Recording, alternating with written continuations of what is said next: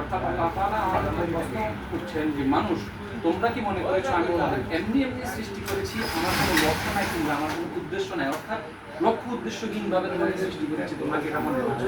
এই পৃথিবীতে এমন কোনো জিনিস নাই যে জিনিসটা কোনো একটা উদ্দেশ্য ছাড়া তৈরি হয়েছে।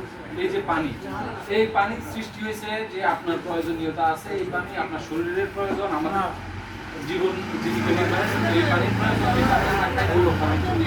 এই উদ্দেশ্যে এই পানি তৈরি হয়েছে। এই টেবিল তৈরি হয়েছে আপনার এখানে কাজ করার সুবিধা।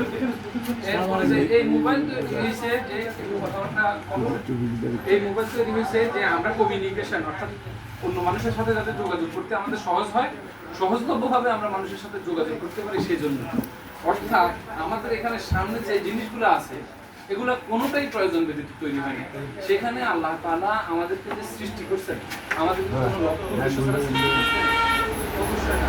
আল্লাহ তাআলা আমাদেরকে একটা উদ্দেশ্যকে সামনে রেখে তৈরি করেছেন। আল্লাহ তাআলা যখন মানুষ সৃষ্টি নিয়ে